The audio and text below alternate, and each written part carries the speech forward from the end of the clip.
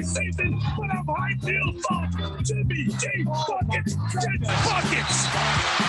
Oh my goodness! Give me the hot sauce, Bill Pump. Give me the hot sauce. What are you doing, Dragic? Did you not get the memo? Derrick Rose can go upstairs. Woo! Let me step back and kiss myself. Oh my gosh, it's over. Windy City Assassin does it again. Big time players make big time plays. Give me the hot sauce. Give me the hot sauce, Pump. Woo! Ah, yes, you recognize that voice, the broadcaster for all seasons, the great Stacey King. Episode 45 of Give Me the Hot Sauce. And Stacey, I hope you caught it last week, did a great job broadcasting with Adam Amin on the White Sox Royals game, and he got the baseball broadcaster's worst break, a long rain delay. Stacey, how'd you survive that? I'll tell you what, two things. I got shafted twice, okay? Not only did I get shafted because of a 2-hour rain delay, the game was supposed to start, I think, at 7, and ended up starting like 9 after 9. And then the Sox lost. And there was no excitement. There was no excitement. It was a beatdown. You killed it. You know what? You can't keep greatness down. You know? That's right. Awesome. I transcend the sports. I go from one sport to another. But I mean, I came away with a different appreciation for guys that do that game. I mean, there's so many numbers, so many things that are involved behind the scenes that I don't think the average fan knows. Because I was actually a fan sitting in the chair, basically. I know I'm a broadcaster for basketball, NBA basketball. But I literally was a fan sitting in there, and it was like driving a Ferrari and not knowing how to drive it. You're stick shifting, you're stripping the gears, but hey, you're going to get to where you need to go. That was me. Yeah, but you've got that baseball expertise. I mean, you coach the game, you follow it closely. So it wasn't like you were in there not knowing what the game was all about. Yes, and Mark, now that you bring that up, yes, I am a championship baseball coach. My kids team. We won the Cabo World Series back in 2009. We were a 15-year-old team competing at the 17-year-old level at Youngstown, Ohio. So we beat a bunch of kids that were going into their freshman year with a sophomore team. That's coaching. So shout out to my Long Grove A's out there, all my little players that battled with me from 9 years old all the way up, and we got us a ring, and that really helped me in the broadcast of the night. So shout out to the Long Grove A's. I tell you, the crossover segment. Oh, that was really good. Yeah, that was classic. That's classic. That with Big Hurt and Ozzy. That's the kind of crossover I like because it was unpredictable. Yes. And Ozzy is like a powder keg, and I know Ozzy. I've met Ozzy plenty of times, and he's that way in person.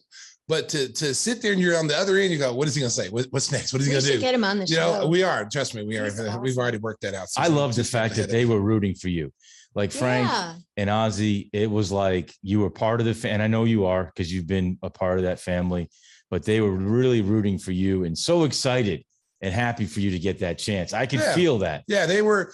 I mean, I'm friends with both those guys, and me and Frank, we go back a long way. So it would be the same way if they came over to the basketball side. We'd be doing the same thing with them. It's a brotherhood. Doesn't matter which sport you call. Yeah. I mean, as broadcasters, we're all broadcasters. And, to be able to, and you see guys like Adam and Jason Benetti, they jump from sport to sport to sport as the lead guy, but as the analyst part, that's tougher, because as the actual guy who actually calls the game, to me, that's a little bit easier. But to be an analyst of an NBA game and then coming over and trying to analyze a baseball game, that was a little tougher. I think the hardest part for me is just the numbers and the analytics part, because that plays more of an important role in calling a baseball game per se a basketball game. Especially when you're not on remote and then all of a sudden. Yeah, you can't see what's going on. What's on the monitor. Situation with Tony coming out. Yeah. And you guys were just, I mean, I'm not going to say clueless because had no idea what was going on with the. It's happening all around the country, though. Broadcasters are complaining that they can't see the field. Well, in baseball is a lot more difficult than basketball. We had some struggles early on in basketball, but we were able to, get through it and be able to call the games. And, with a baseball game, you can't see where the ball's hit. You don't know where it's going. Like if it's down the line, you don't know if it's down the line. So I think at the end of the day, I just try to do what I do best, be comfortable, be myself, and call the game how I would call the game if, I was doing a basketball game, basically. Well, you entertained the audience. I know everybody enjoyed it. I enjoyed it. Looking forward to seeing Stacey King and have him do another game. No, I don't. I'm not going to do that again. I think You're not going to commit to 12-hour day. America. It was, listen, listen. I'm a very talented guy. I will say that. But that was a little bit too. I would say out of my comfort zone. That was way out of my comfort zone. Now, I think that really the biggest thing was the rain delay. Because I didn't get home. I didn't get home till 2:30 in the morning, and that just sucked. I mean, seriously. And then on top of it, we were there. We were hungry, so I said, "Hey, I'm gonna treat the crew. I'm gonna treat the crew since we're all like, I'm gonna treat my man Joe Grube and Adam Amin to dinner." So I asked them what they wanted, and they, we don't care. So I said, I'm ordered PF Chang's. That's one of my little go-to restaurants out here in the suburbs. So I ordered PF Chang's on Uber Eats. And I'm sitting there waiting for the rain delay. We would have been able to eat the dinner during the rain delay. Sure. That's why I ordered it. Okay. Timing works out perfect. It worked out perfectly. Yeah. So I'm sitting there waiting. So I'm texting the driver like, yo, where you at? I said, I told you where to go. And he says, well, I don't know where the door is. I said, it's right. You got to go to the main entrance on the Michigan Avenue side. Before you go on with this, I should have mentioned this during the production meeting. The main entrance to NBC Towers on Columbus Drive. Well, Mark, unfortunately, I don't work there. Okay, this is what Joe Groove told me to do. Oh, yes, no. Joe Groove, yes, I am throwing Joe Groove because he gave me the address and told me on Michigan Avenue side because that was the only door that was open. Michigan Avenue is a long way from the NBC Tower. No, that little drive-through, the City Front Plaza. Okay, that's where he wanted me to take the City Front Plaza.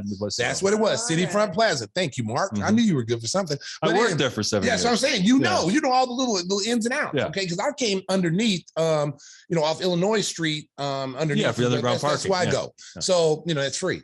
I get special treatment down there. Everybody else. I got special treatment too until they showed me the door. Oh, Mark.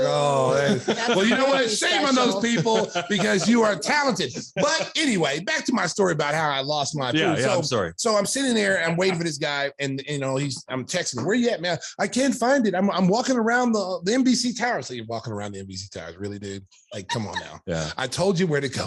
All you gotta do is go right back out to the front, City Front Plaza, and go drop it off. The man's waiting for you. Didn't do it. He went home. He took the food that I got, $165 worth of food, took it home and probably ate it with his family. Okay. I don't really, I didn't care about that because I'm going to get a refund. If it helped him and his family, so be it. Okay. So I decided to do another little smart move. I'm going to do it again. Yeah. I'm going to reorder the food because I'm going to get a refund anyway for the first one. Right. So I reorder it. And now the game is getting ready to start. So it's like 15 minutes before the game starts. Here's this person that calls me on the phone. Excuse me, we don't have a, they don't have the order ready. I said, what do you mean they don't have the order ready? It says right here on the phone on the Uber thing, it's ready. No, they said they canceled the order. And I said, what? So I get, let me speak to somebody on the phone.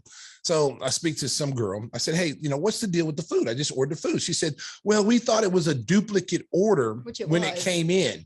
Okay. So we canceled it. So I said, so you canceled it, but you took my money. So how's it a duplicate order? If it's already paid for, then you should have made the food. Yeah. Well, you have to take that up with my manager. I said, well, I don't have time to take it up with your manager. We're starving over here. We're hungry. We're in a rain delay. We're trying to broadcast a baseball game. And we need some food. Yeah. So she goes, well, I'm sure Uber Eats will, reimburse you, which they did.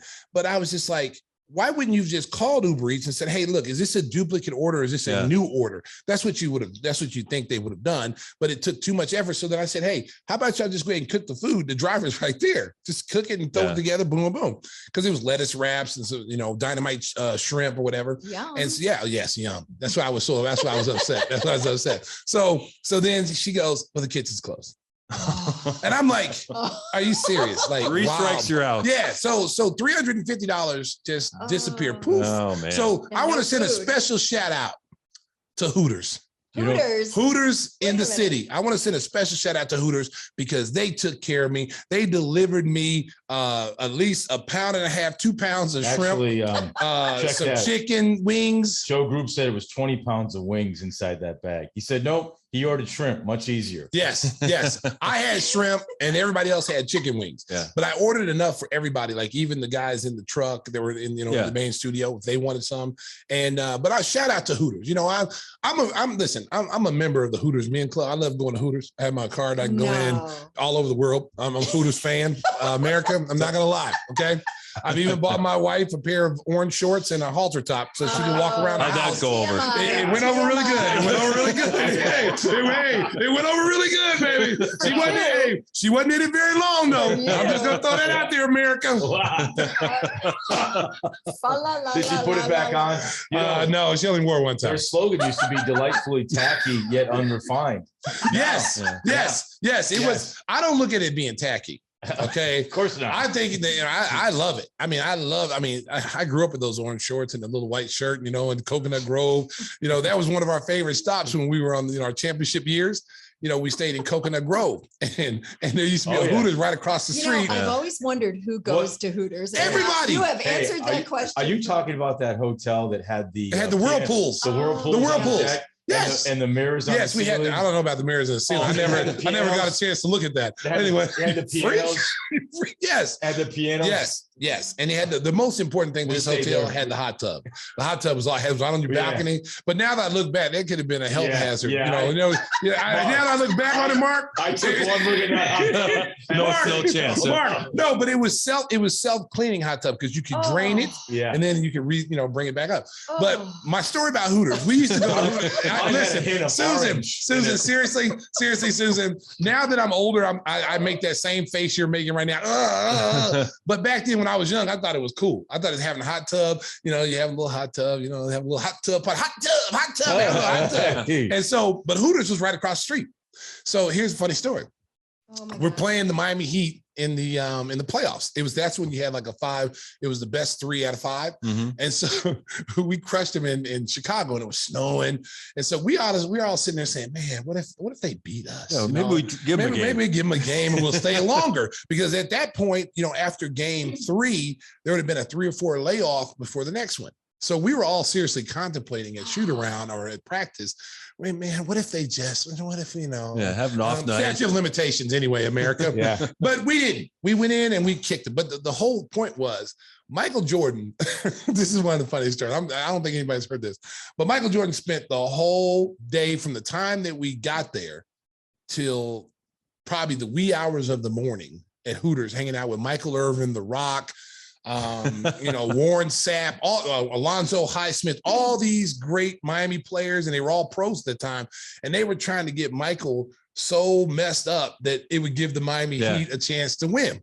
And so that's what they did. They spent the whole night. Dan Marino was there too. They're all just tossing back everything. And Michael was over there all day. And then over the next day on game day, he was over there. And where were you? Listen, I was taking care of business. That doesn't matter. I was in the hot tub. Okay, I was in the hot tub because it was hot, America, hot. But anyway, bro, I was really interrupted by Stinger because there's a statute of limitations and he's trying to get me in trouble here. So I'm just gonna throw this out there.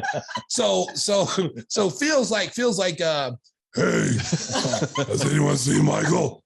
And we said, well, last time we saw him, he was over at Hooters. Because I went over to Hooters at lunch and he was still there. I'm like, damn, MJ's still here.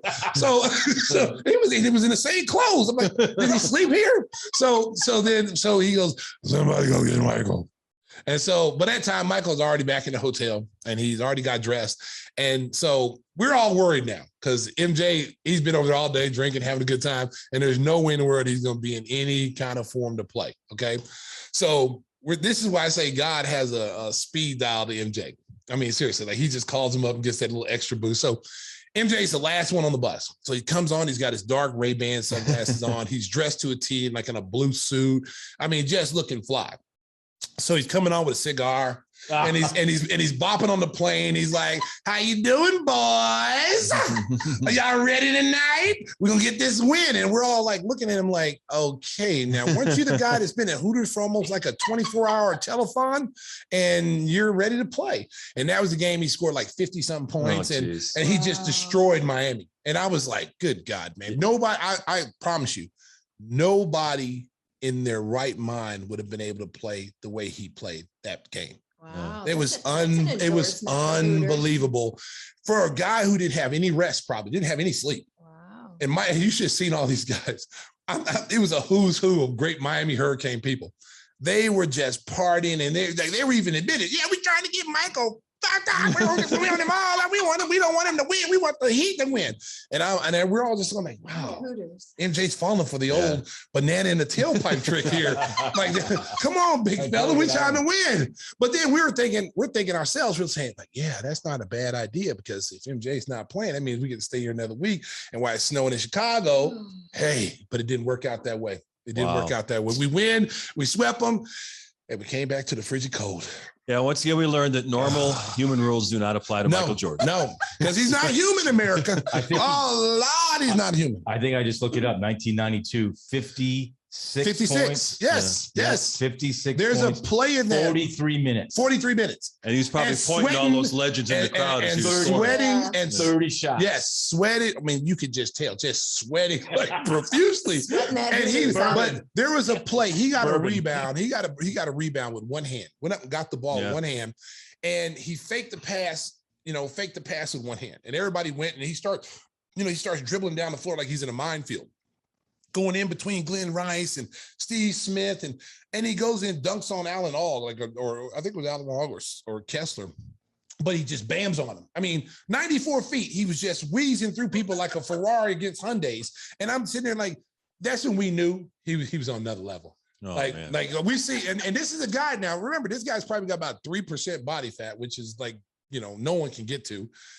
This is a guy who comes in practice, and he's always got McDonald's. He's always eating egg McMuffins, sausage, always just eating. He eats eggs and steak and eggs before every game, and he's ripped. And you're wondering, like, how in the hell can he eat all this and not affect him at some point? You know what I'm saying? Yeah. I mean, steak and egg before a game, that is heavy. Yeah. Like most of us eat like chicken or maybe even like some pasta, but earlier in the day. Yeah, right. MJ would like eat it like 2-3 hours before the game. Wow. The legend of Michael Jordan grows. He's here on Give Me the Hot Sauce. Episode 45, which is kind of legend of since he wore 45. 45. Yeah, MJ. His first number in high school. That's why he wore 45 when he came back playing baseball. Yes. Double nickel in 45 though. But wasn't it the famous game against the Knicks? The Knicks when he hit 45 and 23. Yeah.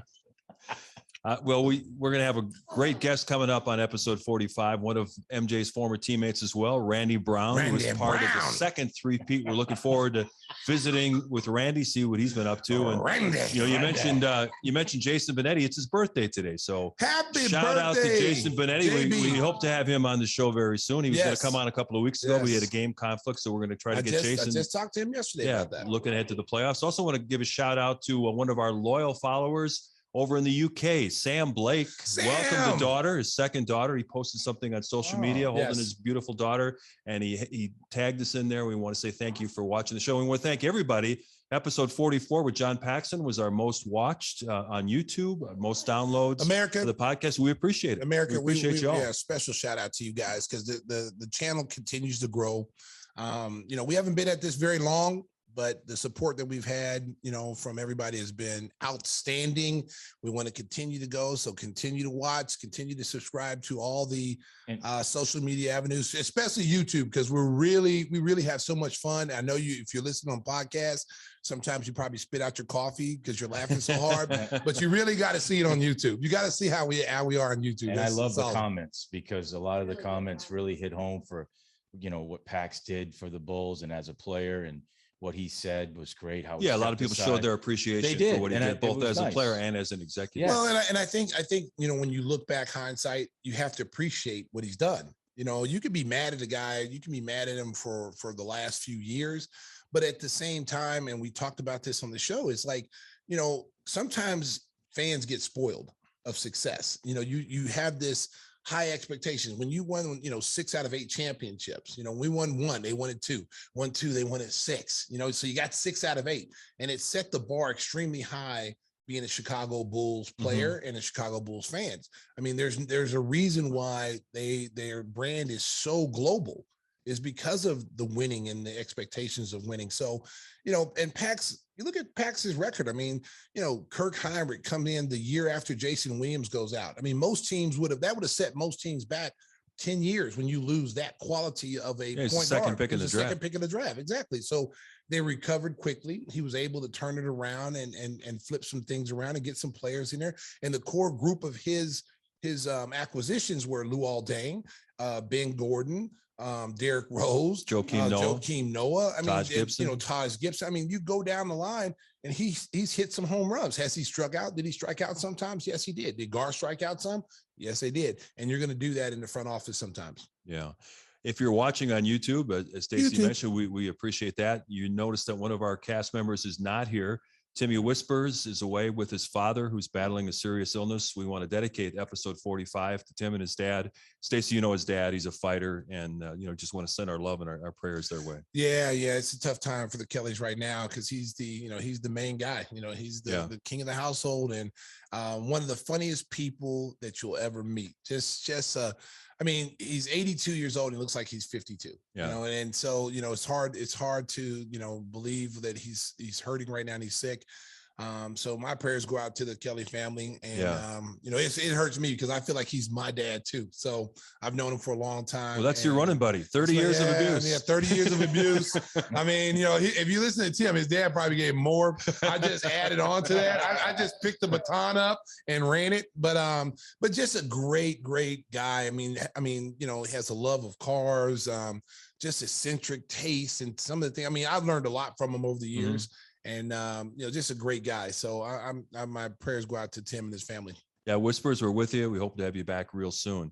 Want to talk about some NBA business before we bring Randy Brown in. The Bulls basically set their roster for training camp. They brought in, I got to be careful with this phrase. I was going to say they brought in a couple of Johnsons, but that's probably not the best way to put it. They brought in Alize Johnson and Stanley Johnson. A couple of forwards. And Alize, Stacey, a lot of people don't know much about him, but he had a 20-20 game, 20.20 rebound game. This is a guy that can jump out of the gym. He's 6'7", but they're thinking that he can play some backup 4 because he's such an explosive leaper. Well, I mean, if you look at what the Bulls roster is constructed of now, is athletes and long athletes, guys that are interchangeable parts. They went after defense. I mean, Stanley Johnson, to me, you got to remember, he was a lottery pick. Not 8th pick in the draft. He was a lottery pick. And one thing, his reputation in this NBA is he's tough and he can defend. He can defend anybody on the floor. And you can see that AK and Mark, that's one of their areas they wanted to really get strong at, is get some guys in here with toughness and defensive mindset. We talked about earlier how it'd be a great guy to get like a Jay Crowder type guys. Well, the Bulls picked up some guys with that type of mentality to come in and play. So I'm excited about it. I think it's going to be a competitive training camp. I think guys are going to be put on notice. Best are going to play. If you want to get in that rotation, you better earn it during training camp. And that's the way you build playoff caliber teams. No one's guaranteed anything. No matter how much money you make, you got to come out here and earn it and, let it ride. There was a game late in the season when Toronto was actively trying to lose to help their draft position that Stanley Johnson, I think, had like a 35-point game against the Bulls. He went off on them. Yeah, he did. And sometimes, Mark, you get this reputation of just being a defensive player. Right. And then, when you do score, it's a shock. The kid was an 8th pick in the draft. Okay. So obviously he can score. That was never his role in Detroit and in Toronto. That wasn't his role. And on this team, he's going to be asked to do a lot of things. He's going to be asked to score. He's going to be asked to play tough defense on guys and come off the bench and give them a spark. So I'm excited about that pick. I know a lot of people would have wanted the Bulls to get bigger, go out and get a legit guy. If they were going to do that, it would have kept, Daniel Tice, but right. I think what they've seen with Phoenix this past year and what you've seen with Golden State, you don't have to be overly big. You can play small ball and be able to switch on the perimeter defensively and be versatile. Phoenix was that way this year. I mean, when Sarge went out, that hurt him. But they pretty much played small ball the rest of the way with the small power forward, and it can be done. They did go after Paul Millsap, as Pax mentioned last week. They made a competitive offer for him, but he just decided to jump on Brooklyn, hoping to get a ring. Yeah, he's ring chasing. He's ring chasing. And, I mean, that team's going to be favored coming out of the East, and they should be, because, I mean, even last year, we talked about it, I mean, that team last year was two people were injured. If one of those guys played, Harden or Kyrie Irving, it may be a different story for the Milwaukee Bucks. And I'm not taking anything away from the Milwaukee Bucks fans. They earned it. They deserved it. But let's be realistic. Okay. Let's call a spade a spade. Okay. They did beat you in game 6 by almost 40. So, and that was with, a hobbled, that was a hobbled Kyrie Irving when he went out early and they beat you almost by 40. And then game 7, you were Kevin Durant foot too short, I mean, or too long, whatever. Too long. 18 is, I mean, and he single-handedly almost got them out of that game 7. Yeah. I just want to mention Matt Thomas is also a guy. He can shoot the three. It's a non-guaranteed deal, but he'll come to training camp, and every team could use another 3-point shot. And maybe we can save the Ben Simmons talk for Randy Brown, because he's in the Sriracha waiting room. Yes, I'd like to get his comments on contemporary player, right? Yeah, that'd Ben be great. Simmons. All right. All right. So we're going to take a quick time out here. Coming up next, Randy Brown joins the cast on Give Me the Hot Sauce. Episode 45. Give me the hot sauce. Sriracha.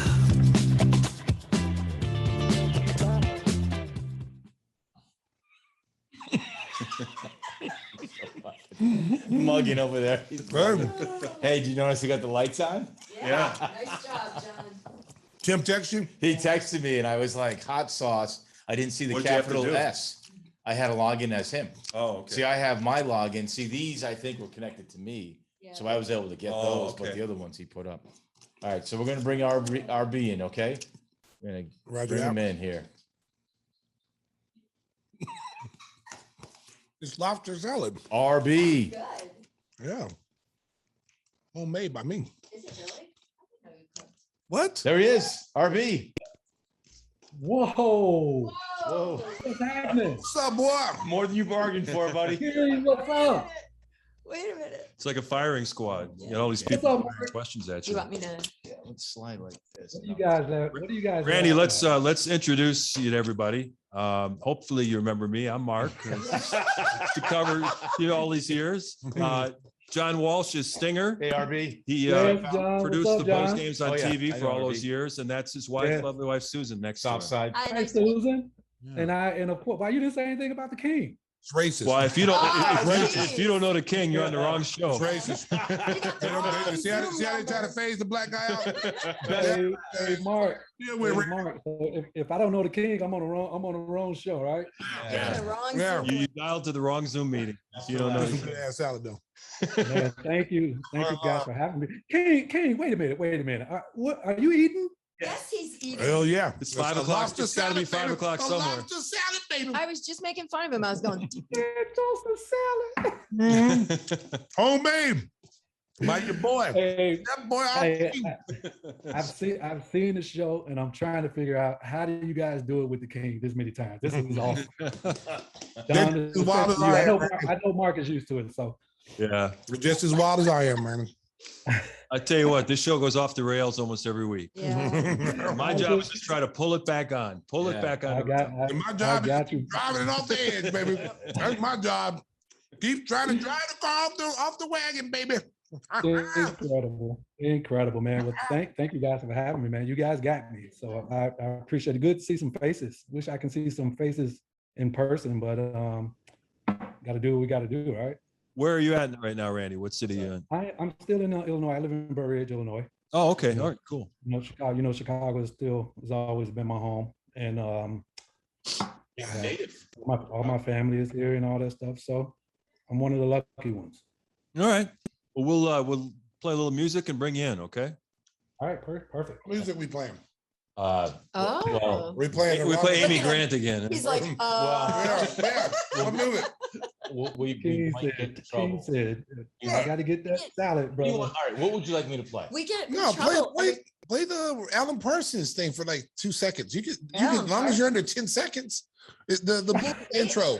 You got it. Oh my God. Then we get flagged on YouTube. King also Really? producers. To That's playing all right. that song? Well, we'll see. We'll find out. See. As long as you're under a certain period of time. I Though. think we've got nailed for Yeah. clips. You know, like when That's we all put right. game clips in, they Well, just, send them to Mark's, man. They want to sue Mark. they Yeah, that'd be great. Come on, Mark, get ready, Mark. Get a checkbook out, Mark. come your way. The FCC's coming after you, buddy. John, how did they pull you into this? Hey, hey, you know what? Susan, sorry. Time. You know, RB, you and I will talk later about how I got pulled in. I got you, That brother. trash shirt on. Oh my God. I'm repping, man. Come on. No, I'm sorry. right. I'm sorry. I forgot your daughter's there. My bad. Yeah. Still trash. Still trash. All right. Who said that? All right. All right, stand by. Who said that? All right. The king ventriloquism. Yeah, just that do it quick. little intro just gave me chills. Me too. All right, here we I'm go. ready to shoot, baby. All right, the banners are behind him. Here we go. That's Stand cute. by. That's From cute. Chicago. No, here we Yeah. go. Here we go. And now, Hello. Can't do that.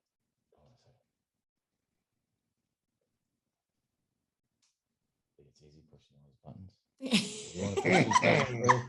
All right, here we go. Everybody quiet. Everybody quiet. Quiet on the set. Here Whoa. we go. Oh, I'm sorry. Jeez.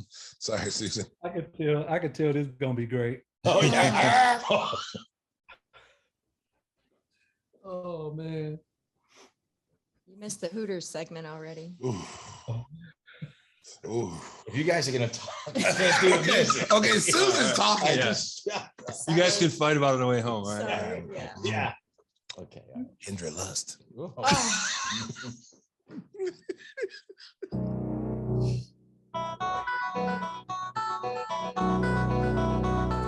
At guard, a 6'2", graduate of Chicago Crane High School. Please welcome to Gimme the Hot Sauce, Randy Brown. Randy Brown. Randy, welcome to the show. If you're watching on YouTube, you see we got 5 boxes there. We've got an NBA team right here ready to go, okay? You do, Mark. Thank you, man. Thank you for having me, King. How you doing? What's going on, RB? Nothing, brother. Thank you for having me, Mark. Thank you, Susan. I appreciate it. Hey, let's talk. Looking forward to having some fun, man. Yeah, tell the folks what you're up to these days. Getting old. Getting old. Welcome.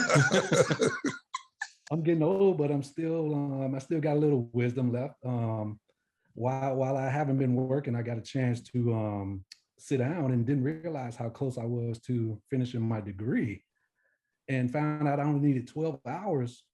12 classes to complete my degree. And I sat down in my office, man, and took 3 classes per semester and finally graduated from New Mexico Hey. State. At 50 years old. Congratulations. That takes perseverance when you get older to go back into the books and do all that work.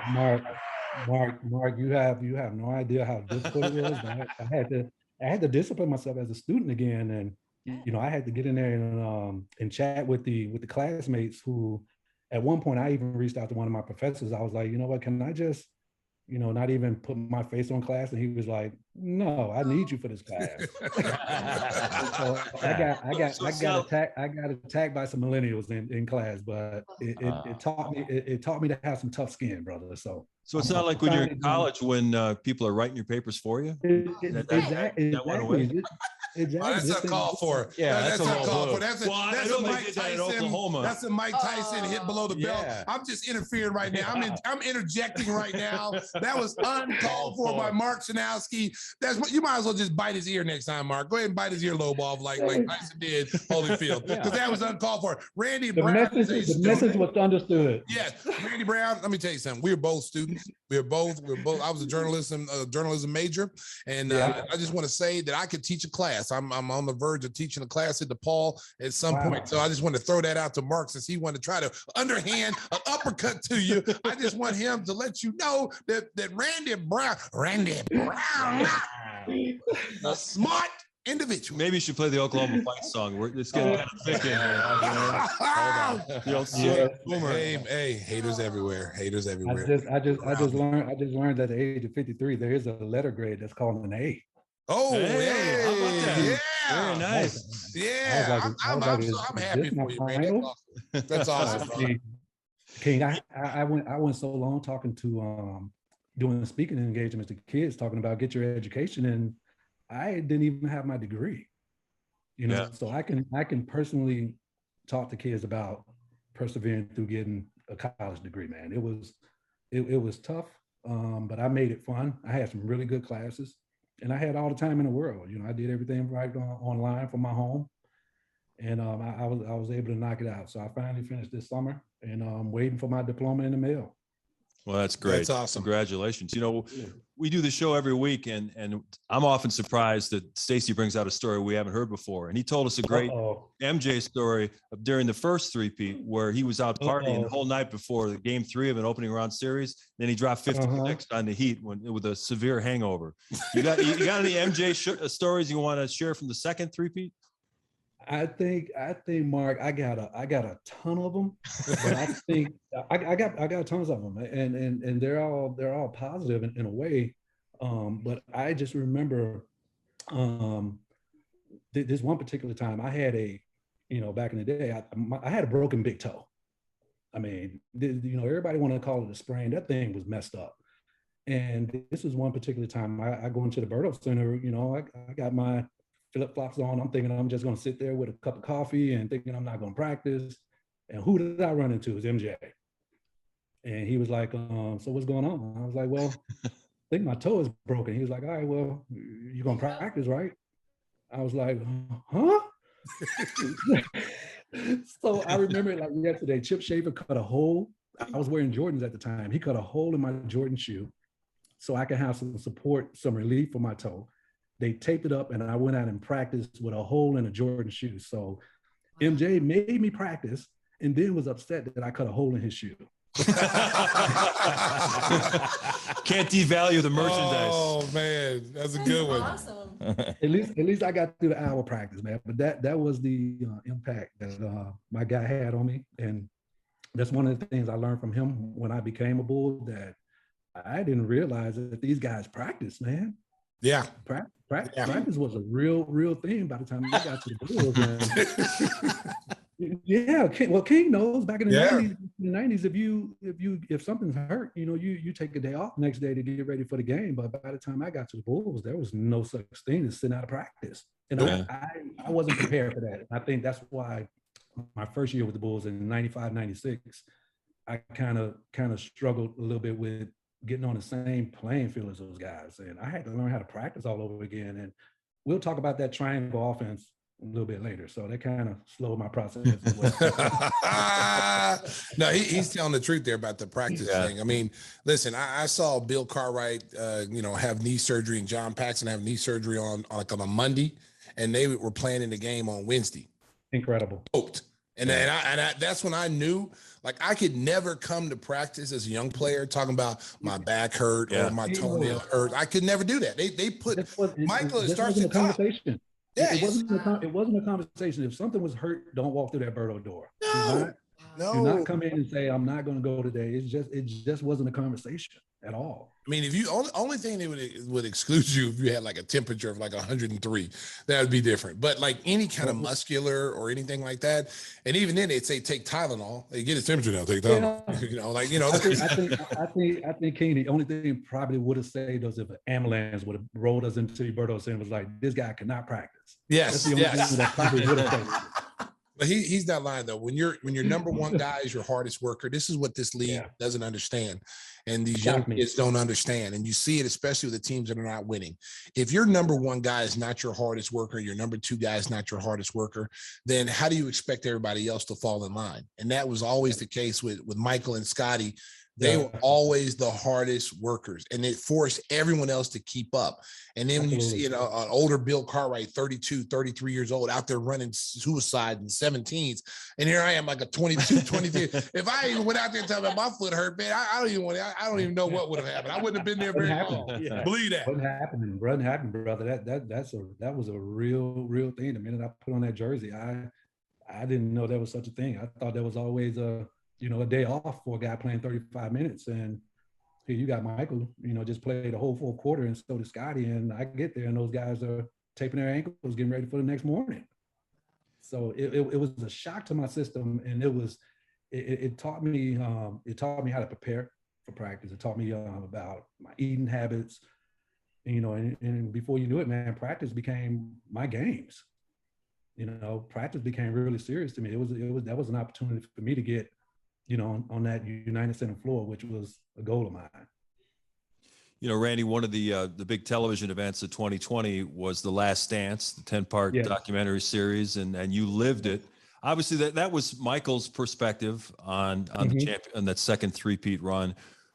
As being a part of that team, what were your reactions to it? Did you feel like Michael was almost glorified to a new level, or do you think it was pretty accurate for the most part? Well, you guys will, throughout the show, you guys will probably pick up on this, that I don't have an ego at all. And I think that's why I persevered through 25 years of the NBA business. And going in, knew it was going to be about Michael. It's understandable. But I also know that Last Dance was a real stressful season. If it was stressful for me, just imagine what Michael and Scotty, Dennis Rodman, and Tony Kukoc went through. So as much as I was a fan of watching The Last Dance, I wish it would have been some of my other teammates had an opportunity to tell that side of the story. I'm pretty sure Luke Longley has a story that he wanted to tell. Yeah. Oh yeah. Yeah. Oh man, I'm pretty sure Ron Harper had a story that he wanted to tell. Yeah. So I can go down the line. Like I said, I was a fan watching that thing, man. But I think Stacey King, being on those three championship teams, that was the first dance. Yep. Going on that, I was lucky being a Chicago kid, putting on a Bulls uniform, being a part of the Last Dance and those Bulls championship teams, man. Well, people have taken a lot of stuff away from me. That won't be taken away from me. Yeah. When you look at the last season and that last championship year, and did you know going into that last season, Randy, that was it, that it was going to be the last hurrah for the Bulls? No, King. I wasn't privy to any of the conversations that might have happened between Jerry Krause and Phil Jackson, and I did know that Phil Jackson wasn't healthy. We knew that he was going to have hip surgery, but I didn't know going into the season that would be the last dance, even though that's what we were calling it. And the 95-96 team won 72 games. The 97 team won 69, and the Last Dance team won 62 games. And it was a tough season. As you can see, we finally got stretched to a 7-game series against the Pacers and were able to win it. But in the back of my mind, King, I was this naive kid. I was like, there's no way they're going to break up a championship team. And I think because of the strike season, which was a final season, it gave a little bit more time for them to get that thing rolling for that team to be broken up. As old as people want to say we were, I still feel that we weren't given the opportunity to defend that crown, because we easily could have won 35 games in a 50-game season and try to win another one. So to answer your question, King, I had no idea. I knew there was talk, but there's always talk, right? I just figured at some point, we keep this thing going, and, and to that day it happened kind of fast, and there was no more. What a lot of people forget is that, the big names from that team left.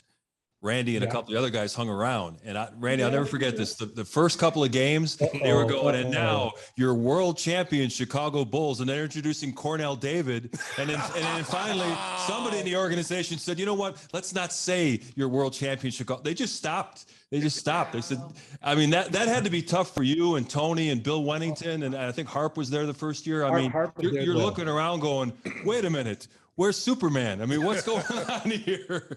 But Mark, even though that theme song is going to be forever, the thing about it, what about the opponent that we were looking for that heard all that? We was like, oh God.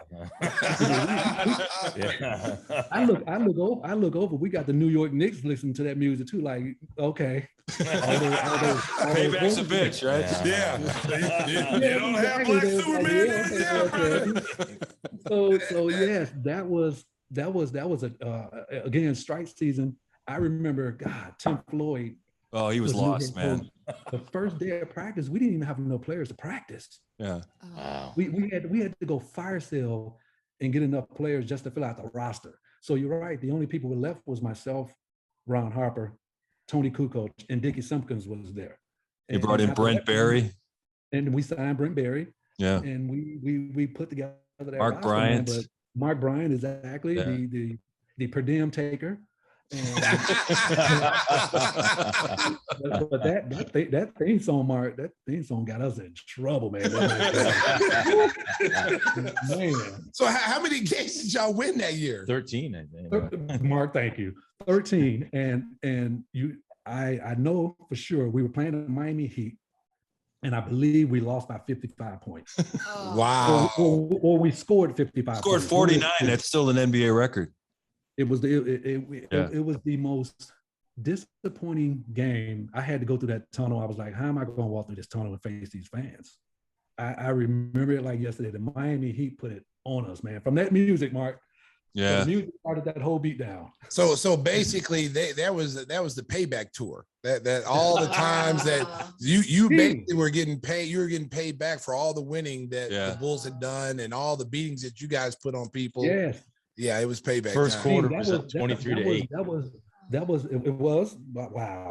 That was most of course I didn't do very many interviews when Michael and Scotty and Dennis were there, but once they left, I was leaning on to do a lot of these interviews, and that was the topic. Are these payback games from these teams? I'm like, you know what? Now that King say that was a payback season. Yeah. It was a payback. Just think about how many times where we walked into these arenas and, you know, we took over these arenas and these teams' fans, and now they get a chance to come into United Center, which we still had 25,000 fans. We still sold out that place. Yeah. And those teams walked into United Center. It was like, you can turn that music off. Those Bulls not running through this thing. Yeah, that's funny you said that, because when I got traded to Minnesota, and they brought Luke over for the second, to the second three-peat. I remember playing Houston and the Dream and Clyde Drexler, and I had like 28 points and like 12 rebounds, and we're getting beat by about 30. And then then Sam Cassell and them was like, "Yeah, you ain't got Black Jesus tonight. You went from the penthouse to the outhouse." And I was just like, and I really, for the first time in my life, because I really pushed for that trade because I wanted more playing time. I wanted to show that I was a starter in this league. And that was the first time in my life that I realized I made a huge mistake. If I could go back, seriously, if I could go back and change that, and that's why I tell kids all the time, the grass is not always greener on the other side. You know, and I found that out going from an organization that was like first class professionalism to going to a team. It was basically an expansion team, a little bit older than an expansion team. And it was so a disarray. I mean, my first day there, Randy, just like when the championship year is over and you didn't have enough to practice, I get there, Sidney Lowe says, "Hey, Stacey, we're gonna have a shoot around. We're gonna walk through the place so you can play tonight." I'm like, "Cool." I'm like, "Yeah, let's go. I want to get out there and drop some numbers on people." So I get out there, Randy. We had like 4 people in the gym to walk through. None of the players were there. They said it was an optional shoot around. No, it wasn't. I hate that word. And so Randy, let me tell you what they did. So we were practicing in the health club. So they went upstairs and got a lady off a treadmill. They got a dude who was rehabbing an ankle. He had a cast on. They asked him to walk in and we need you to play Clyde Drexler with a cast on.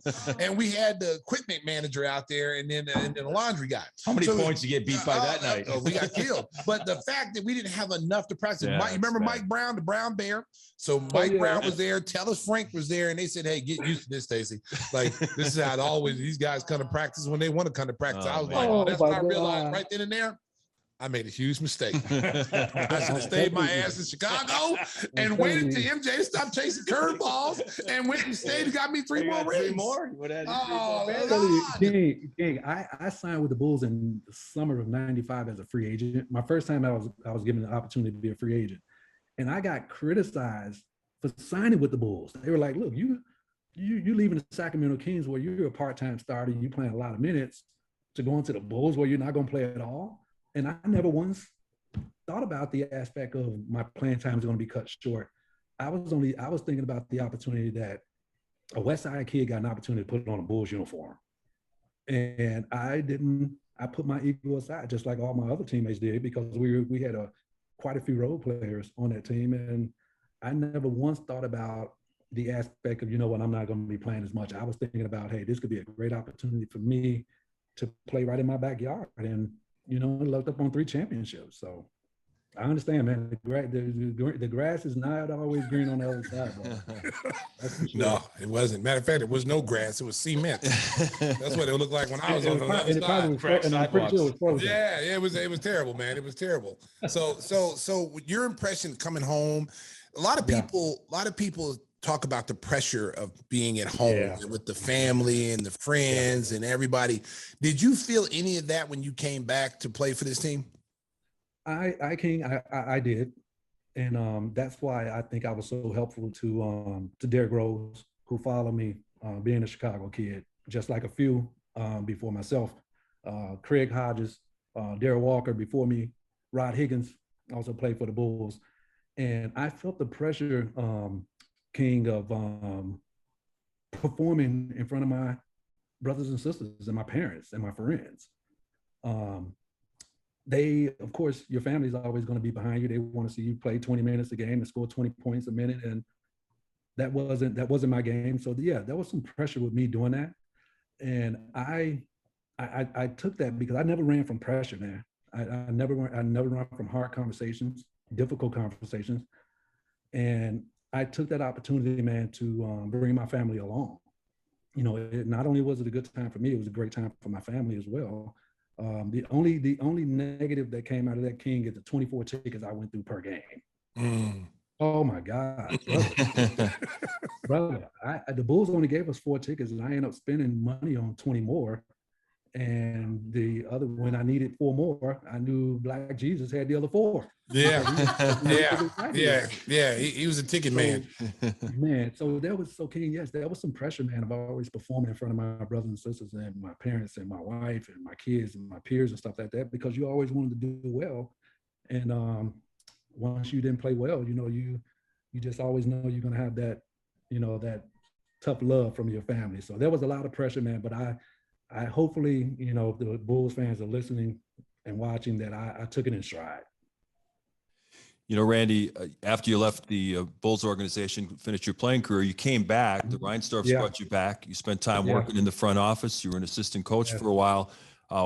Reflecting on that experience, I'm sure you owe a debt of gratitude to the Reinsdorfs, but was that difficult for you to try to find your niche, going from the front office to coaching? Yeah, Mark, that's a great question, man, and that's a great question, because this is the reason where I'm at now, because the Bulls and Michael and Jerry Reinsdorf, and along with John Paxson and Gar, they gave me a lot of rope, man, and I earned everything I ever got. From a player to a coach to a front office member, I was never given anything. I've earned everything I got. But the Bulls gave me a lot of rope when I was wet behind the ears, man.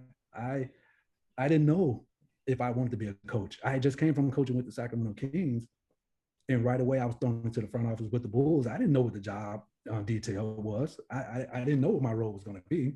And so I reached out to a lot of people in the NBA about what's the role of a player development person. And I found myself learning the job on the fly, because I learned it was stuff that I needed when I was a young player that I didn't have. It's a veteran voice, a person that's been around the block, and this is my hometown.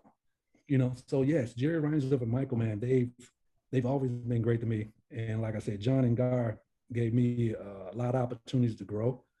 And without them, man, I wouldn't have the success of, being a front office member. But I never found out if I was going to be a really good coach or a really good assistant GM, because I was always torn right in the middle of what I should do. But at the same time, I was given that opportunity because everybody knew I was a hard worker and it was genuine. So when you look at being the player development coach, and we all know, I know what that entails, but our listeners may not know what that is. So give them a little bit of taste of what your role is as a player development, and what exactly what you do on a day-to-day basis with these young players.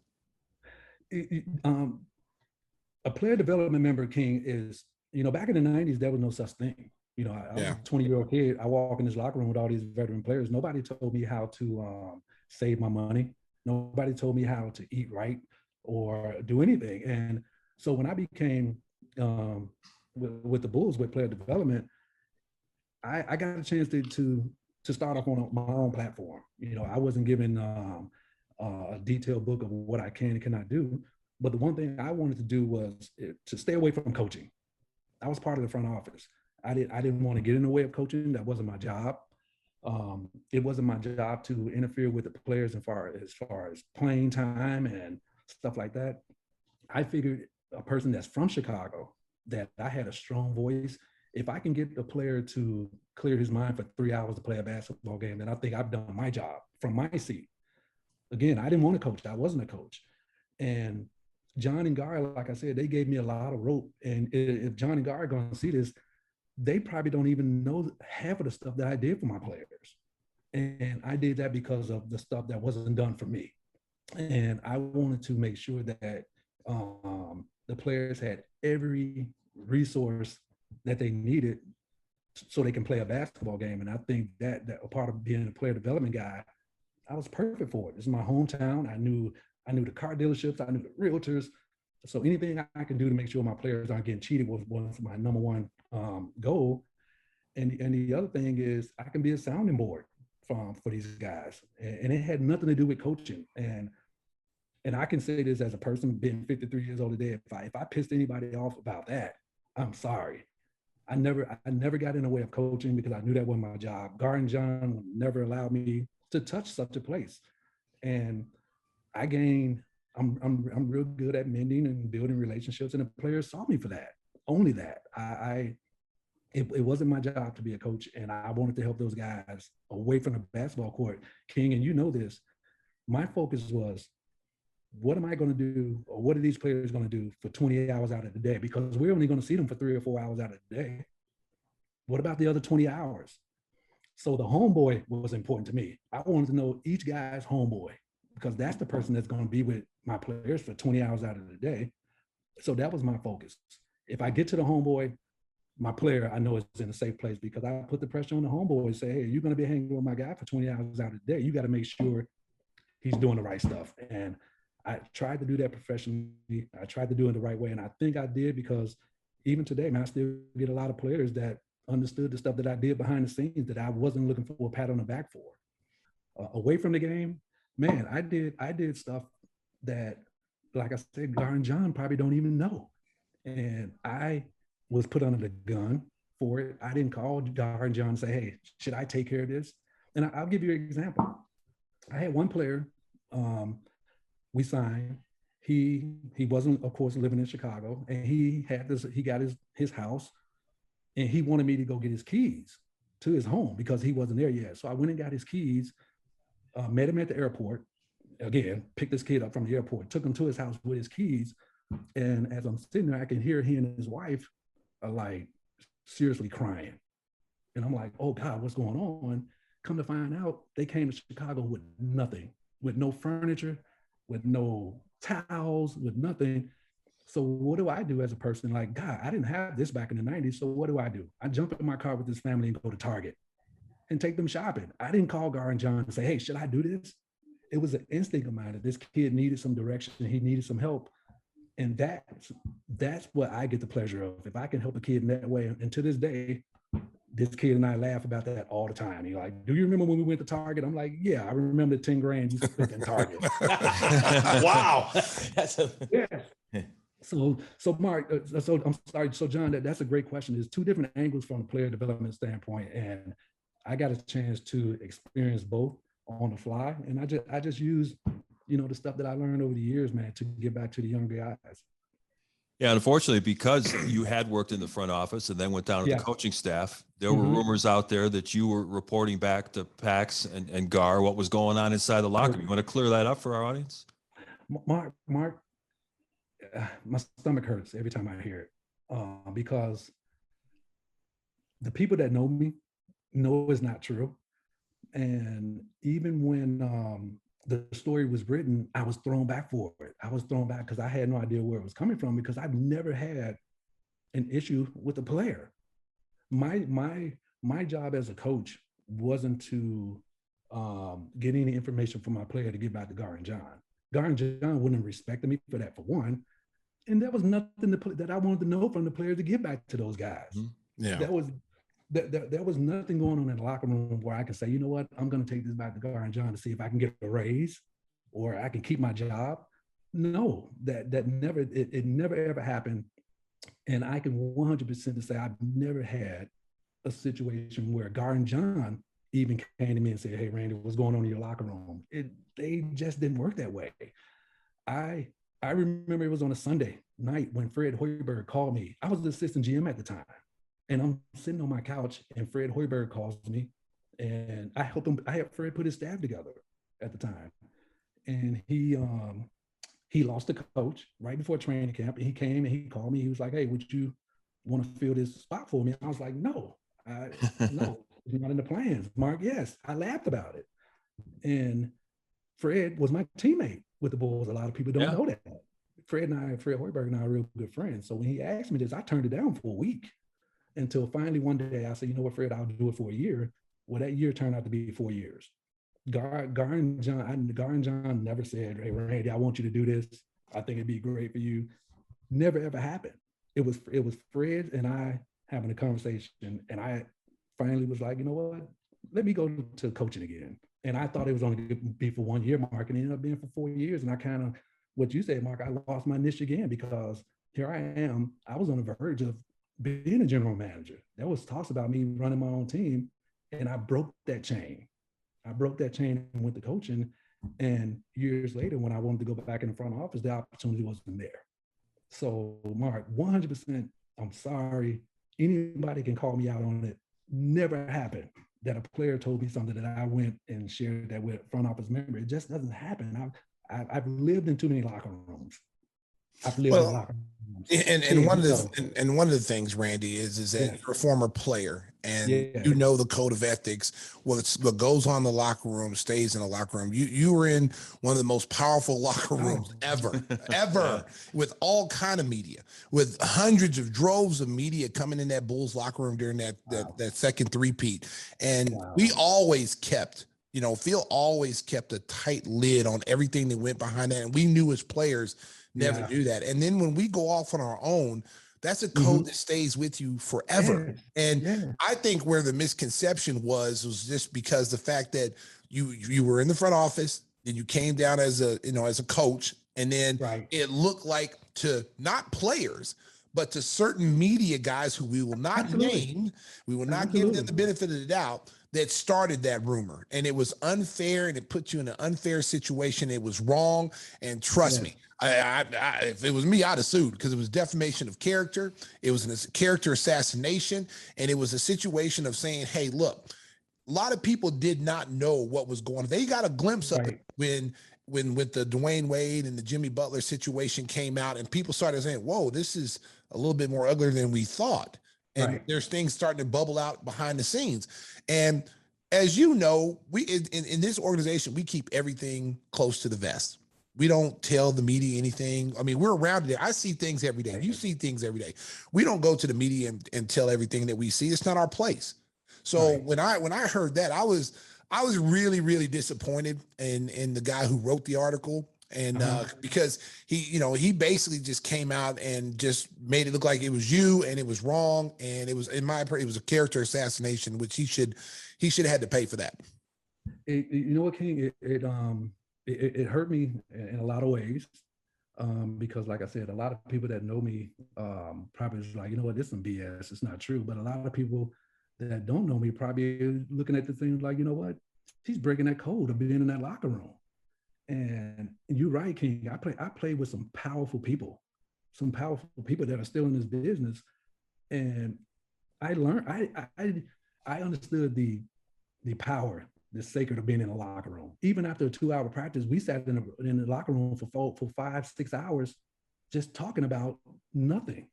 And so I understood the principle of being sacred in that locker room, but not one time, King, did I do an interview about how I got to the Bulls coaching staff. Nobody knows that. Everybody thought that Gar and John did this.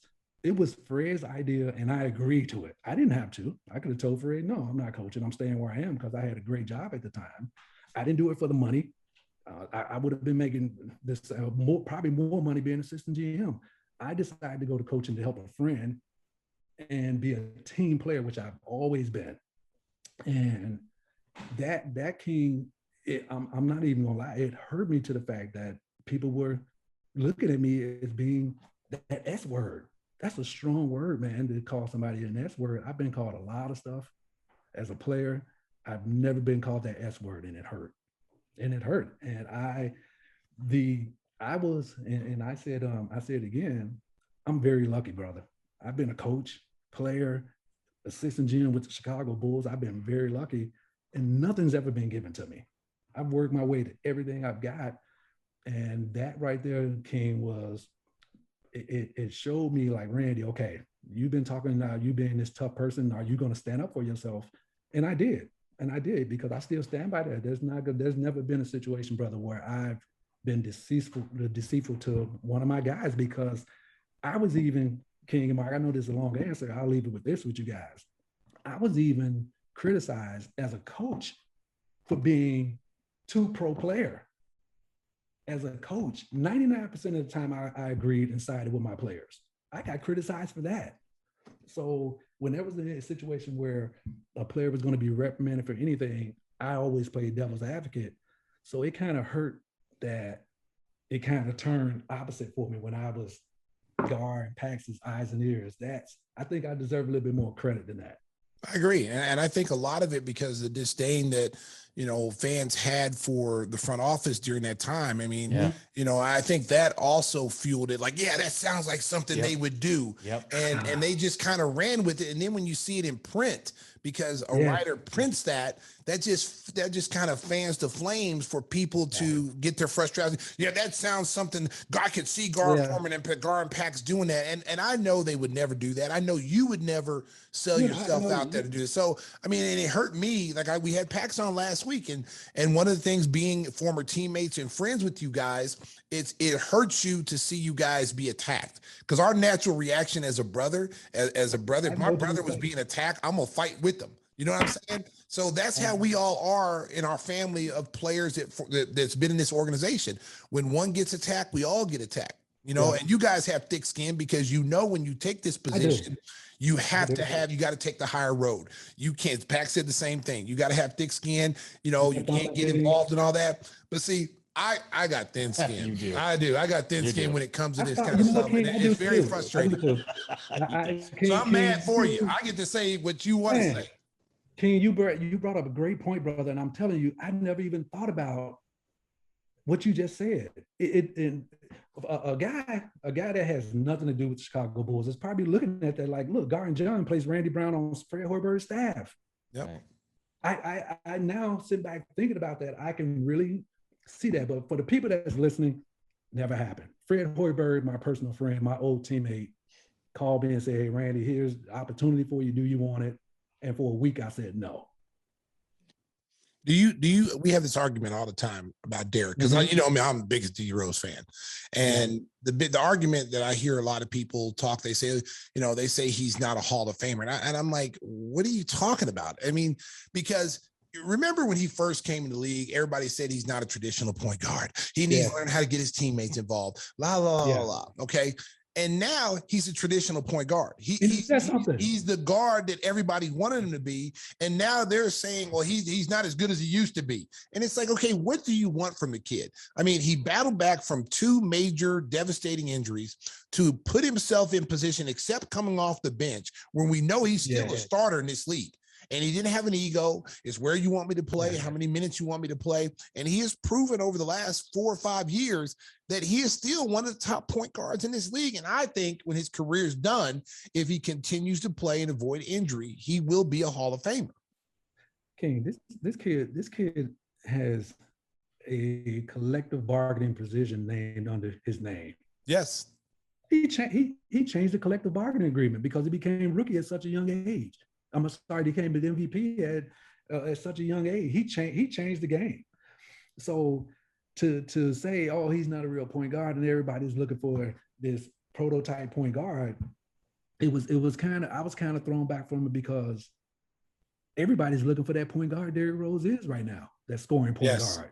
Yes. Who can score and get his teammates involved. And he's shown that. He's shown that he's capable of coming off the bench And he knows that I'm happy for him that he's able to change his game and retool his mindset to put his game on that pedestal again. So a lot of people, I understand, criticize D Rose for not coming back from an awful, ugly injury.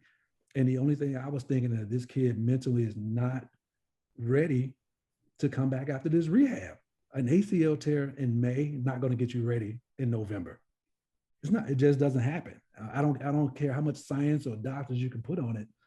This is this kid's first injury, and then he went through another knee injury that set him back again. So mentally, like I said, a lot of people would have shut it down, man. But this kid, man, is going to write his own story when he's done. And you're right, absolutely. I don't understand how he cannot be a Hall of Famer. I don't understand how he cannot. This kid has retooled his game, and he's put himself in a position where he came off the bench and everybody wanted him to be a starter again. That's how good this kid was. Randy, you've been super generous with your time. Congratulations on getting that degree. And before we let you go, what's next? Yeah. Do you want to get back in the NBA as a coach or executive, or what are your goals? Mark, I for the last 2 years, I did it to myself. I've been working without an agent, and King knows this. I've been working without an agent, and I've been making phone calls to people in the business that I'm personal relationship with. And I can get in one door, but I couldn't get in a second. And I was going after front office positions because that's my passion. I love evaluating talent. And I finally hired an agent this summer. And my agent was like, "Hey, Randy, I'm getting calls about you coaching again." And I'm like, "Here we go again. I got it." Exactly. And I did it to myself. But I also take that as an acknowledge that the fact that I've been places where a lot of people haven't. I've coached. I've been part of player development. I've been assistant GM. I've done a lot of stuff that people haven't done. And so I got to take some pride in that because of the hard work I've done. So yes, I'm done with school. My wife is absolutely tired of me. She wants me out of I'm ready to get back to work, Mark, because I think I feel like I got a lot I can share in a front office seat. I know how to build relationships. Watching the game and evaluating talent, I can do that with my eyes closed. That's nothing. And I don't think I'm deserving of an opportunity. I don't think anybody, I never look for a handout, but my 25 years of service, brother, is going to get me back in there. And my agent is going to say, "Randy, you can't turn down the coaching job." My passion has always been front office.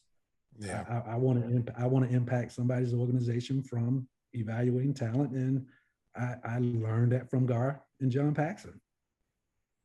Well, Randy, we wish you the best of luck in getting back into the league. We enjoyed watching you as a player, and we're just wishing the best for you as you venture on into your next NBA opportunity. And in honor of degree from New Mexico State, the Aggies, I'm going to play your fight song to break. Oh, there we go. Oh, there we go. All right. We aim to please, baby. And, give me the hot sauce, baby. Give it, King. Susan, thank you. Susan, thank you, King. Thank you. Hey, good seeing you. John, you are absolutely crazy. How about that? The Aggies fight song. I'm not getting too hyped about that right now. I need a Sooner fight song. We're doing too much. We're doing too much. John, thank you. John, we're doing too much. Okay. Thank you. Mark, we try to please our guests, but you're doing too much. Hey, we're coming back with more Give Me the Hot Sauce. It's episode 45. Thank you guys, man. Love you guys. Appreciate it. Thank you. Give me that hot sauce. Give me the hot sauce.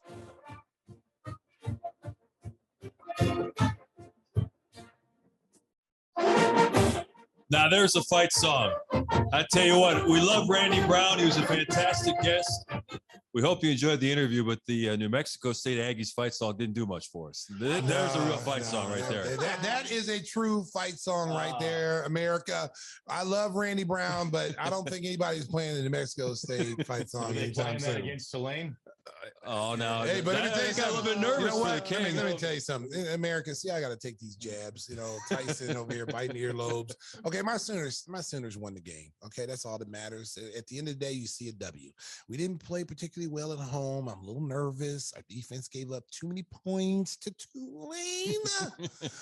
But America, we won. Unlike the Wisconsin Badgers, as he's sitting over there repping the Wisconsin Badgers, who got beat at Camp Randall at home to Penn State, the start of the Big Ten games. Hey, last time I checked, Penn State is the Nittany Lions. We are Penn State. Tulane. What are they ranked? What are they ranked? What is Penn State ranked? I think they're 12th. I think they're higher than Tulane. Okay, yeah. Well, they are higher than Tulane, but it doesn't matter, John. It's the first game of the season, and you're at home with your big crowd. Yeah, you might not win a game in the Big. They're going to run. Team. They're going to run the table. You might not win. That Wisconsin game was hard to watch, though. They had 3 possessions in the red zone and didn't score a single point. Mark, I'm glad you brought that up. Okay, because I concur. It was hard to watch. I changed the channel. Nothing at halftime. It was boring. It was boring. Hey, listen, I started watching about that jump around. Let me tell you something. Before you, this is how boring it was. I turned it on the pickleball championship. Okay, I turned it on. I passed it up. I went to pickleball championship because the Penn State Wisconsin game was just dry. You know how bad it was, John. Water, please. That's right.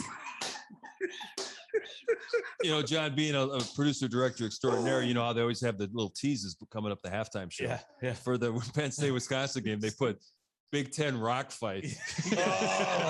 Hey, it was because they didn't have any highlights. It was terrible. They need another analyst on that set. They should bring me out there. They should, because I would definitely say, hey, listen, you know, hey, this sucks. Can we put on something else, please? Can we put on the pickleball championship, please? I want to see the pickleball championship. On NBC Sports Chicago? No, we don't. We're not. No, we didn't raise the eye in the sky. We didn't get that on. All right. So it looks like. Oh, I've been shot. Yeah, we're going rapid fire. It looks like Alabama's heads and tails above everybody. It's only 1 week, but they look awfully strong. The new quarterback, really good. I'm gonna tell you what. What's his name? Bryce. What is his last name? Look it up, John. It doesn't matter. His name is Bryce. Just really good. It doesn't almost matter who you put in the starting quarterback role. They always system, man. I mean, it's the system, and this kid has got talent. I mean, he broke a freshman record. Bryce Young? Bryce Young. He broke a record that was, the previous 4 card was Mac Jones, I think. It was Joe Namath or Ken Stabler. The most yards thrown by their first game. Bart Starr. No, man. I don't know if Bart Starr was throwing it like that. No. This kid was slinging it. And I tell you what, they just reload at the wide receiver position. I mean, they've got so many guys that's been in the draft the last 2 years in the first round. Yeah. They just reload. Yeah, people wonder why Alabama's so good. They have the #1 recruiting class just about every year. Yeah. I mean, it's a self-sustaining program. Have you been down to the university? I mean, seriously, all jokes aside, all jokes aside, have you been down to Tuscaloosa? Have you seen the facilities, the program? That in itself, if I was a college athlete, I mean, if I was going back now, like I went down there, if Alabama had a great basketball program and their program looked the way it looks now, you'd have had me too. I'm going to Alabama. Roll Tide. But you know what? I ended up in Oklahoma, baby. I know Sooner Land, baby. And now that name, image, and likeness thing, some of these kids are getting $1 million. So, baby, could you imagine what Stacey Sky King would have gotten back in the day? Yeah. Woo, if I could have my brand. I thought you were getting that back in the day. Wow, that Mark. was Wayman. Hey, America's Statute of Limitations. You heard nothing here on the Give Me the Hot Sauce podcast. You can't touch me in NCAA. It's legal now, baby. But you took a pay cut. Yeah. Yeah, I did take a pay cut when I came to the Bulls. I'm not gonna lie. Come on. Get the rifles? We are recording this podcast on Thursday evening, getting ready for the NFL kickoff. The Tampa Bay Buccaneers, the defending Super Bowl champs, hosting the Dallas Cowboys. I imagine you rooted for the Cowboys as a kid, Stace. What the hell did you just... I thought you were a New England Patriot fan and a Bears fan. Tom Brady. My oldest daughter is very excited about Gronk and Tom Brady getting their rings tonight. Sorry, that's all I got for you. Oh, wow, there's no loyalty in the Walsh house. Did you watch any of the Hard Knocks with the Cowboys? I watched a little bit of it, and let me just say this, man, America. You know, I grew up a Dallas Cowboy fan. I'm not afraid to admit it. I've been hiding in the closet for the last 4 or 5 years. I'm crawling out the closet. Oh, come on. And I'm supporting my Cowboys. What? Yes. How about them Cowboys? We're gonna win it, baby. We get to the Super Bowl, baby. And it starts tonight. We're gonna beat up on Tom Brady. Troy and Emmett and Michael Irvin aren't coming out of that tunnel tonight, pal. Out of that closet? Is that what you said? There's plenty of room in that closet. Listen. Hey, have you seen their facility? Yes. Let me tell you something. The Cowboys facility? Go down and look at the Cowboys facility. Oh my God. Yeah. It's all like about a city. It's all about the facilities. Here's my prediction real quick. They always start fast. Cowboys? Cowboys. All right. September, all the Cowboys look good, and then they fade. And we gotta listen to his analysis. They fade. They got that great Big Ten running back, Ezekiel Elliott. Yeah. Yes. He's a The player. Ohio State. Yeah. And if Dak Prescott stays healthy, Oh boy. which is a big if in their offensive line, who's been pretty dominant the last few years. If they can put it together this year, how about them Cowboys? I'm putting it in the notes. Oh, I've been shot. The Bears open up Sunday night in Los Angeles against the Rams. Justin Fields will be watching from the sideline. But I tell you what, if Aaron Donald gets a couple licks in on Andy Dalton, we might see the rookie. Justin Fields. Yeah. Are you in good hands? Stay on the sideline, baby. Yeah, hold the clipboard. Wait till week 2, right? No, wait the whole season. Do not get out there, Justin Lose your Fields. helmet. Lose the helmet, lose the shoe, come out in flip flops. Just stay. We need you for the next year. You don't want him to see him at all in his rookie year? No, because not with that offensive line. No, that's pretty bad. I do not want that kid to have anything happen to him before he really gets an opportunity Chuck and out duck there. Because listen, unless you're going to put in an offense that's going to get him on the move and get him out of the pocket, that's the only way it's going to happen. I mean, kind of like, Mahomes moving him around and letting his athleticism take place. But these guys are bigger and faster. And I'm still having nightmares on that hit he took in the second preseason game. And that's what I'm worried about more so. Let them get their offensive line together before you put that kid out there. Let the red rifle, the red gun, or whatever you want to call him, let him be the quarterback. He's a veteran. He's a veteran quarterback. let him get beat up. Yeah. Let him take the hit. He's familiar with getting hit behind bad offensive lines. But you know what though? I mean, he's a serviceable starter. I know everybody's excited to see Justin Fields and turn him loose, but you got to be careful with these young quarterbacks, man. If you don't have the protection, you could damage this kid, his psyche. I don't think you can because it just looks like he's really strong mentally, but I just don't put him out there this year. I'll tell you what, though, you look at the injury report already. The Bears have suffered so many key injuries. Eddie Goldman hurt his knee at practice. The nose tackle, he could be out.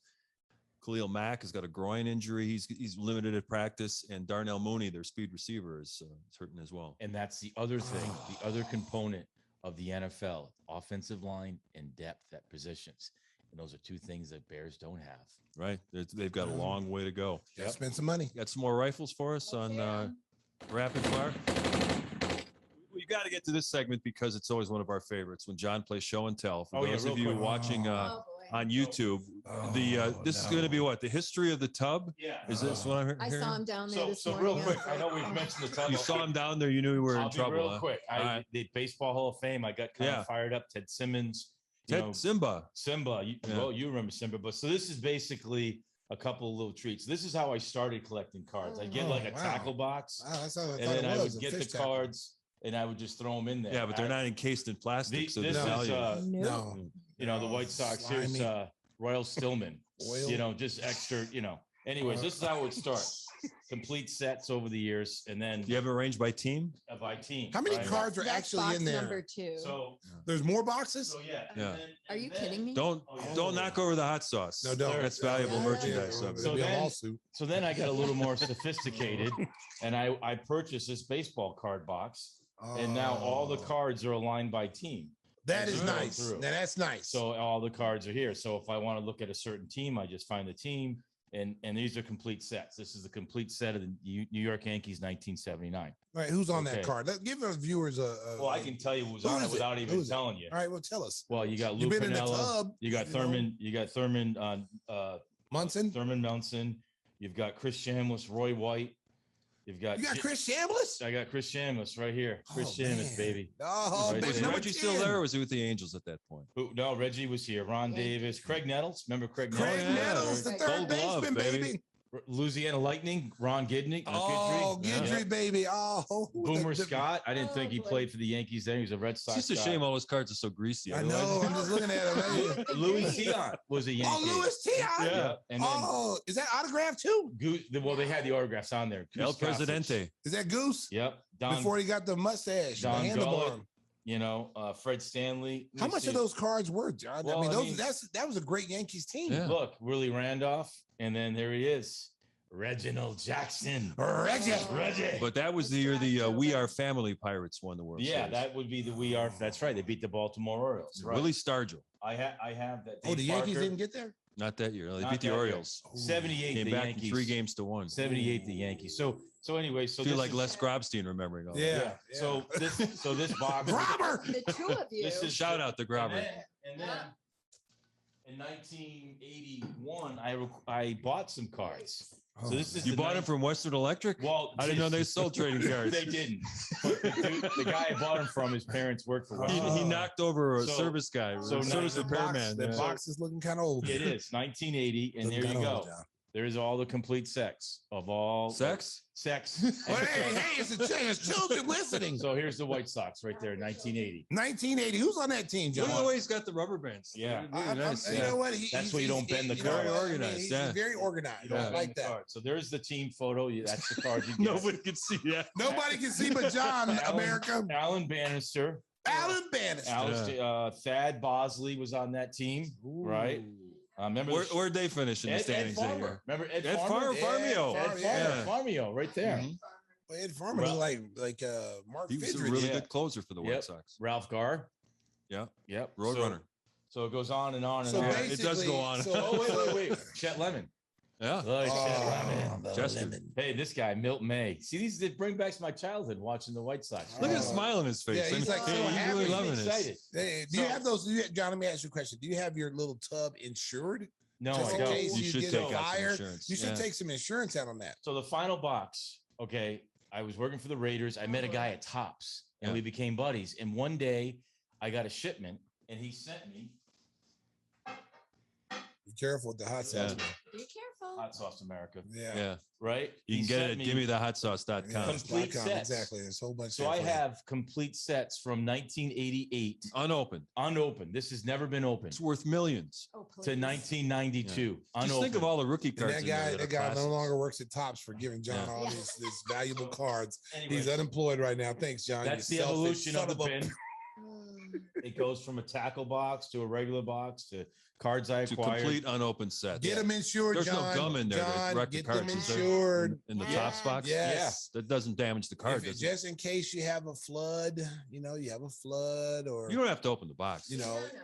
Oh, no, don't open No, it, don't- John. No, don't do it, I just John. want to see what it looks like. We'll open He- the box here. Wait. He wants to try some 30-year-old chewing gum. Yeah, look at Let's it. see Is there gum in there for No, real? there's no Actually, it'd be gum. 40-year-old Here's chewing what- gum. Gross. Here's what it looks like inside the box. There's all the Oh, cards. That is right there. pristine. So any of you in America, any of you guys collect baseball cards, Yeah, let Stinger know what they're worth. He really needs to know. Because John will come over there and steal them from you and basically tell you your cards are worthless and force you to give them to Because we him. might just cash in his cards and forget the podcast. Yeah. You know what?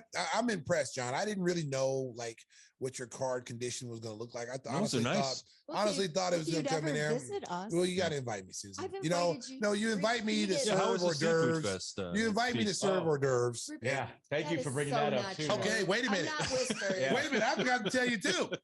As you guys were having a little seafood boil or whatever was going on at the estate Feast. at the Walsh Yeah, household, feast, yeah. that I didn't get invited to. You Okay. did too. Everybody I did. Did I get an email?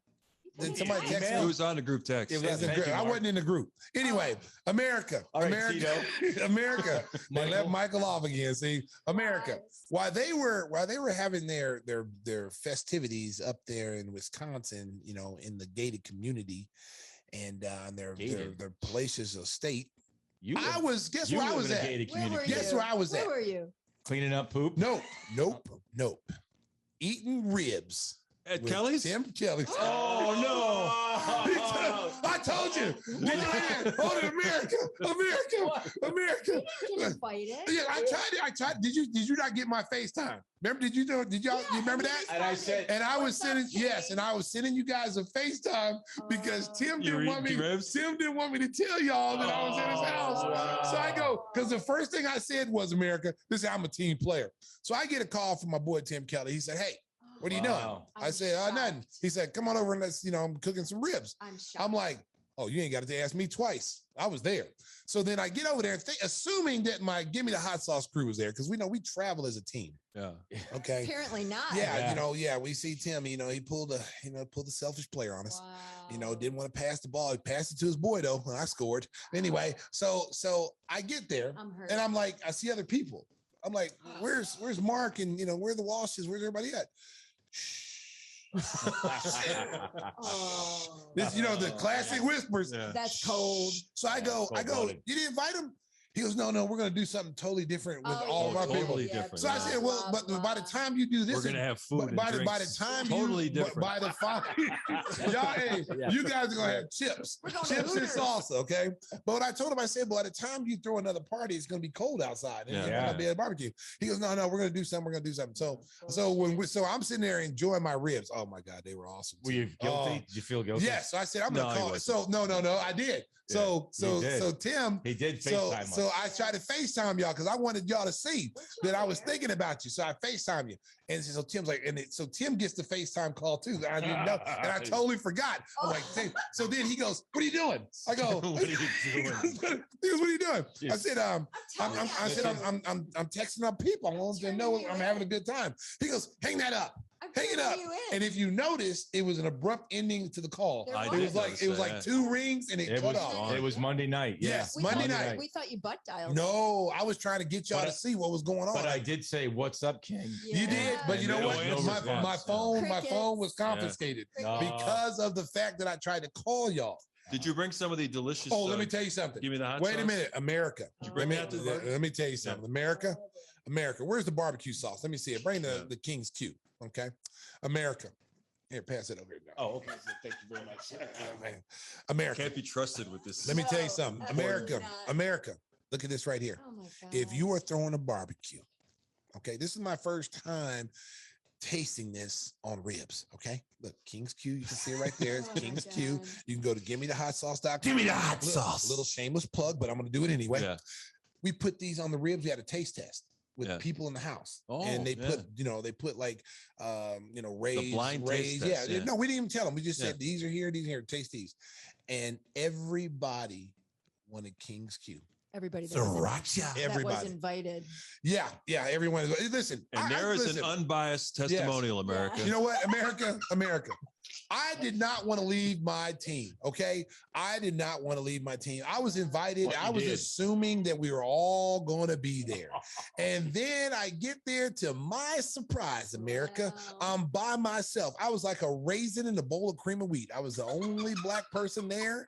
I didn't see anybody else there. You didn't have to serve appetizers. No. I told him that's low, Mark. Okay. I told you that in confidence, Mark. You didn't need to bring that up to the listeners. Okay.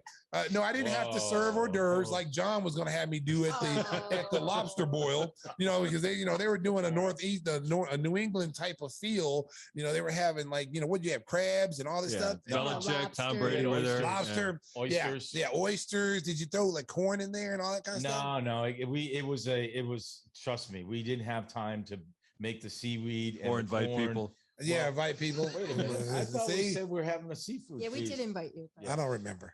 Maybe you sent it to your neighbor. No, he said they were having a seafood feast, but it never said, would you like to join? No, yeah. That's what well, maybe the invite got to the guy you stole the card from, Tim. And maybe, Tim got it. I didn't get it. He got this box in the mail and he goes, oh, shoot, it's the seafood. And he ran to work. He goes, can you put it in the refrigerator? And I said, yeah, sure. So I opened the box and there were live lobsters in this. Oh, really? Yeah, wow. I just screamed. I'm like, I don't do live lobsters. I said, honey, if they're on dry ice. How did you cook them? Did you kill them? Did you put them in a boil of water? Hell yeah. Boom. Dropped them right in. Have you ever seen that commercial with the lobster that's hiding from the people who are trying to put him in hot water? And he's in the pool, and he's like, oh, gotta go. And he ducks into the pool because he doesn't want to go in. In a certain light, mine looked like Whispers. In a certain light, I was like, what does that look like, Tim Whispers? This is what happens when you're not here. Oh, Tim, I got you back, Tim. Tim did say, ladies and gentlemen, that we are going to have a Give Me the Hot Sauce barbecue. We're not holding our breath. No podcast. No podcast. Right, no just podcast. Just a family outing of our family here and Give Me the Hot Sauce. I'm sorry you guys wasn't invited. I really felt bad. I ate my damn ribs. I was like, every man for himself, God for us all. I'm sorry, America. I was selfish. You put a bib on and just no. I was straight ghetto. I just eating like James King. One hand, two hands. I was pulling a James King, baby. Woo, them ribs was good. And the King's Q was even better, baby. Oh, man, we've done enough damage for one show. On the way out, we want to congratulate Tony Kukoc on his induction into the Basketball Hall of Fame. That's coming up this Saturday. Michael Jordan and Jerry Reinsdorf will present him. Hopefully, Michael will not take him to Hooters the night before in Springfield, Massachusetts. Well, hopefully Michael won't get up there and talk about how he beat Tony up in practice. And Tony, it wasn't for me. Tony wouldn't be in this position. You know, MJ like to take credit for everything. The presenters just walk up there and stand in the back, so he won't say anything. Please let Tony have his moment. Getting around. He was at Jeter's thing, and he was at So congratulations to Tony, a well-deserved honor, and that's going to be a wrap for episode 45 of Give Me the Hot Sauce. I want to thank Randy Brown, and again, our best wishes to the Kelly family. Stacey? America, drive home safely, Chicago. Beep, beep. Give me the hot sauce, baby. Get you some King's Q. Another shameless plug, America. If I don't do it, who will? Get it. Give me the hot sauce.com, baby.